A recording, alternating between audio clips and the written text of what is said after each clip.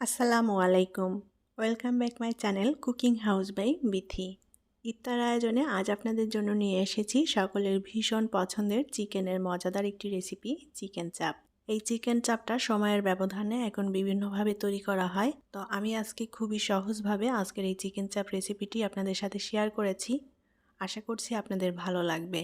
ইফতার অথবা বিকালের নাস্তায় এই চিকেন চাপটা বানিয়ে পরিবেশন করতে পারেন, সবাই ভীষণ পছন্দ করবে খেতে। তাহলে চলুন রেসিপিটি দেখে নেই। আর এখনও যারা আমার চ্যানেলটি সাবস্ক্রাইব করেননি তারা প্লিজ আমার চ্যানেলটি সাবস্ক্রাইব করে নেবেন এবং পাশে থাকা ছোট্ট বেল আইকনটি প্রেস করে দিবেন। চিকেন চাপ তৈরি করতে আমি এখানে মুরগির বুকের মাংস নিয়েছি, হাড় সহ। মুরগির বুকের অংশের যে মাংসটা থাকে সাথে যে পাখার অংশটা, আমি সেটা সহ কেটে নিয়েছি। চিকেন চাপটা মূলত হাড় ছাড়া মুরগির মাংস দিয়ে তৈরি করে নেওয়া হয়। তো এখন সময়ের ব্যবধানে এই চিকেন চাপটা কিন্তু মুরগির হাড় সহ তৈরি করা হয়। এই চিকেন চাপটা এখন বিভিন্নভাবেই তৈরি করা যায়, হাড় সহ বা হাড় ছাড়া। তো কেউ যদি হাড় ছাড়া নিতে চান তাহলে চিকেন থেকে হাড়টা আলাদা করে নিতে হবে। আমি চিকেনটা খুব ভালোভাবে ধুয়ে পরিষ্কার করে নিয়েছি। আর এই চিকেনটা আমি একটু থেঁতো করে নিয়েছি। আমি চিকেনটা এরকম একটা হামান দিয়ে থেঁতো করে নিয়েছি। এটা শিলপাটায় দিয়ে একটু থেঁতো করে নিতে পারেন। একটা মিক্সিং বলে আমি চিকেনটা নিয়ে নেব। এখন এর মধ্যে দিয়ে দেব আদা রসুন বাটা 1 টেবিল চামচ মতো। আর দিয়ে দেব গোলমরিচের গুঁড়া আর হলুদ গুঁড়া। গোলমরিচের গুঁড়া নিয়েছি হাফ চা চামচ, হলুদ গুঁড়াও নিয়েছি হাফ চা চামচের একটু বেশি। ধনিয়া গুঁড়া দিয়ে দেব 1 চা চামচ। জিরা গুঁড়া দিয়ে দেব 1 চা চামচ। আর এখানে দিয়ে দেব ভাজা মশলা। ভাজা মশলার মধ্যে জিরা, ধনিয়া, তেজপাতা, শুকনো মরিচ, মৌরি, মিষ্টি জিরা সব কিছু মিলিয়ে টেলে নিয়ে আমি এটা গুঁড়ো করে নিয়েছি। শুকনো মরিচের গুঁড়া নিয়ে নেব 1 টেবিল চামচ, একটু ঝাল ঝাল হবে। আর দিয়ে দেব গরম মশলার গুঁড়া 1 চা চামচ।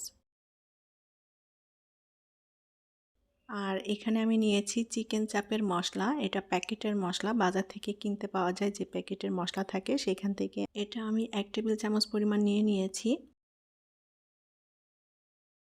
আর দিয়ে দেব স্বাদ মতো লবণ।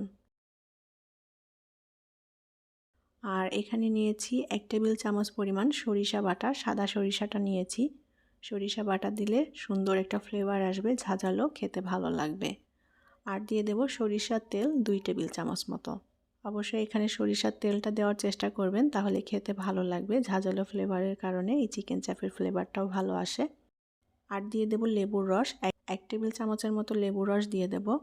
আমি এখানে 2 ফালি লেবু কেটে নিয়েছি, 2 ফালি লেবুর রস দিয়ে দেব। এখন খুব ভালোভাবে চিকেনটা মশলার সাথে মেখে নেব। উল্টাপাল্টা করে মেখে নিতে হবে যেন চিকেনের সব জায়গায় মশলাটা ভালোভাবে মিশে যায়। চিকেন চাপ বিভিন্নভাবেই তৈরি করা যায়, তবে মূলত চিকেন চাপটা হাড় ছাড়াই তৈরি করা হয়। তবে এখন বিভিন্ন জায়গাতে দেখা যায় হাড় সহ তৈরি করতে, আর হাড় সহ চিকেন চাপটা খেতে কিন্তু ভালোই লাগে। আর এখানে আমি মুরগির বুকের মাংসের অংশ নিয়েছি, চাইলে এখানে লেগ পিস দিয়েও এই চিকেন চাপটা তৈরি করে নেওয়া যাবে। তো আমি মশলাটা ভালোভাবে মেখে নিয়েছি।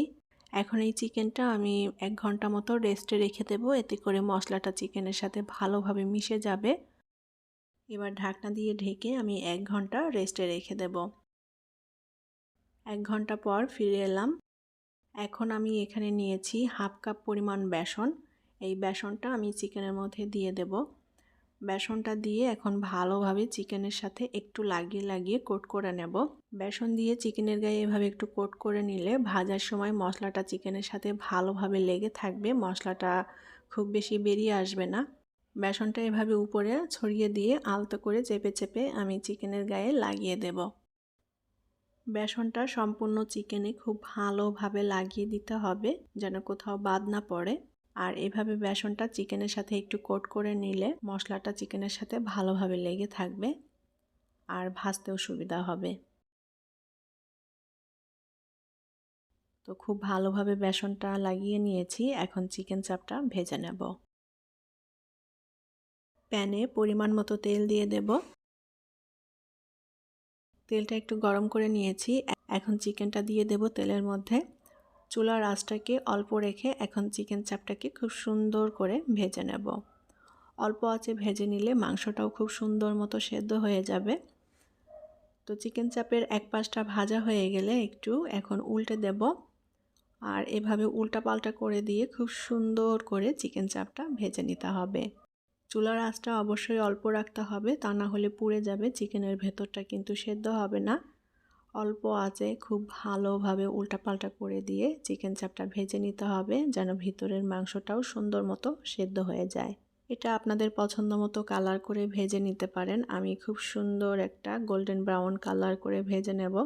চিকেন চাপটা একটু উল্টাপাল্টা করে দিতে হবে বেশ কয়েকবার, যাতে করে দুপাশটায় সমানভাবে ভাজা হয় আর মাংসটাও সুন্দর মতো সেদ্ধ হয়। আর আমি এখানে মুরগির বুকের মাংসের অংশটা নিয়েছি, যার কারণে এটা সেদ্ধ হতেও খুব বেশি সময় লাগবে না, তাড়াতাড়ি সেদ্ধ হয়ে যাবে। এখন একটা চামচ দিয়ে আমি কিছুটা তেল এইভাবে উপরে উপরে দিয়ে দেব, এতে করে চিকেনের উপরেরটাও ভাজা হবে ভালো মতো আর চিকেনটাও বেশ অনেক জুসি হবে। তো তেলটা এভাবে চিকেনের উপর দিয়ে দেব। আমি অল্প আঁচে এপিট ওপিট উল্টে দিয়ে চিকেন চাপটা খুব সুন্দর করে ভেজে নিয়েছি, আর মাংসটা খুব সুন্দর মতো সেদ্ধও হয়ে গিয়েছে, এরকম একটু লালচে পোড়া পোড়া হয়েছে চিকেন চাপটা।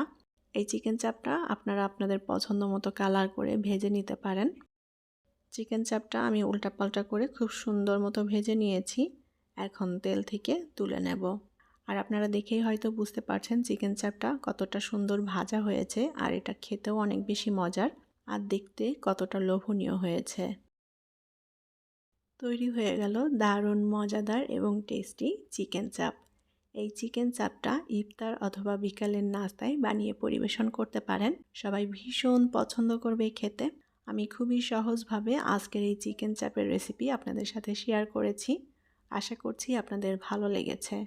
আর আমার রেসিপিটি যদি আপনাদের কাছে ভালো লেগে থাকে তাহলে প্লিজ ভিডিওতে একটা লাইক দিবেন এবং ভিডিওটি শেয়ার করবেন।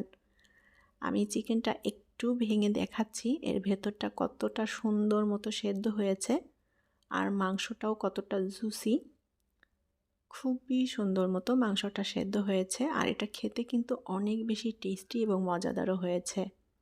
আশা করছি দেখেই বুঝতে পারছেন। এই চিকেন চাপটা পরোটা, তান্দুরি, নান, লুচি সব কিছুর সাথে খেতে ভীষণ ভালো লাগবে। তো আশা করছি আজকের চিকেন চাপ আপনাদের কাছে ভালো লেগেছে। পরবর্তী রেসিপি দেখার আমন্ত্রণ জানিয়ে আজকের মতো বিদায় নিচ্ছি। সবাই অনেক অনেক ভালো থাকবেন এবং আমাদের জন্য দোয়া করবেন। আল্লাহ হাফেজ।